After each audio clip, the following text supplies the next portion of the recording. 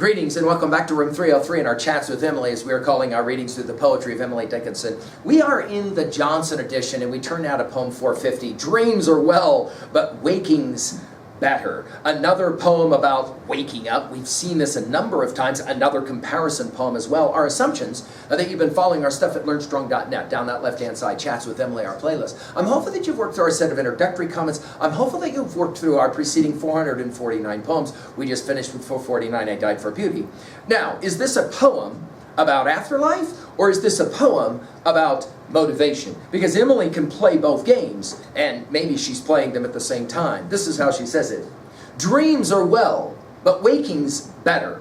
If one wake at morn, if one wake at midnight, better. Dreaming of the dawn. Sweeter the surmising robin's never gladdened tree than a solid dawn confronting, leading to no day. Now, it is interesting that she'll use dreams or some variation of that in 42 of her poems. So Emily is very much about that idea. Waking, she will, of course, used in poem 87 and 157. One more time in 534, we'll see this idea of waking.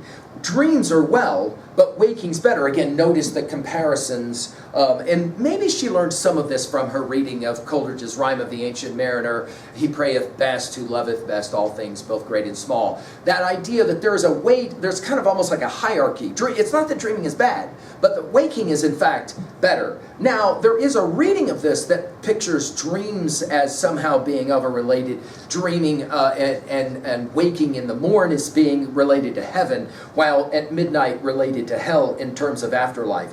Some have read this more as motivation. In other words, as Bob Dylan says in a song, in order to dream you must still be asleep. And of course, we think about the power of the word dreaming as it relates in American thought. Of course, Martin Luther King Jr.'s I Have a Dream speech is one of our central motifs in our thinking of this idea of the power of dreaming. Dreams are well, but waking's better. If one wake at morn, right? If one wake at midnight, notice again the repetition, dash, better, dash. Dreaming of the dawn. Now, some have seen this as the best thing in life is to always be looking forward.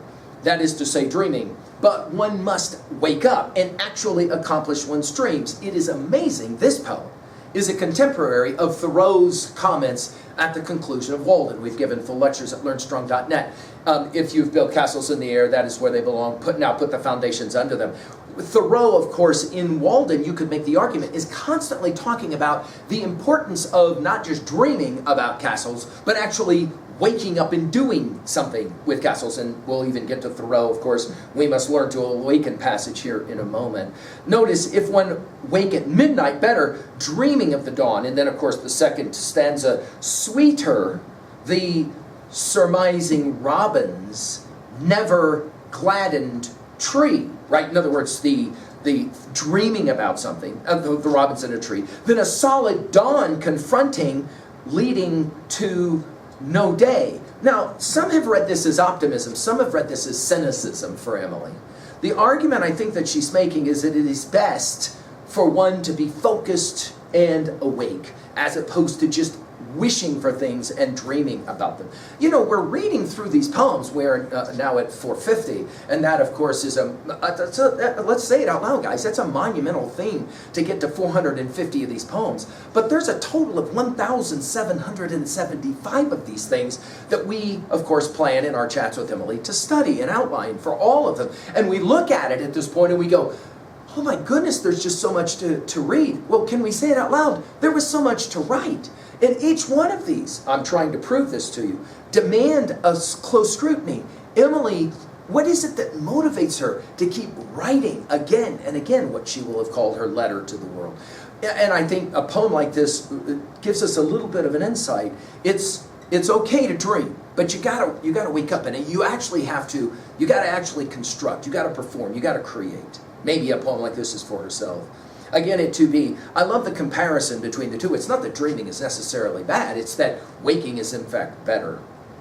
At 3a, I mentioned Thoreau, I mentioned Walden. Of course, maybe his most famous passage, we must learn to reawaken and keep ourselves awake, not by mechanical aids, but what does he say? By an infinite expectation of the dawn that does not forsake us in our soundest sleep. What does he say? I know of no more encouraging fact than the unquestionable ability of a man to elevate his life by a conscious endeavor. And I think that's the point that she's making here. Finally, in 3b, how is Emily helping you to wake up? And I'm hopeful that our study is doing that very thing. Thank you.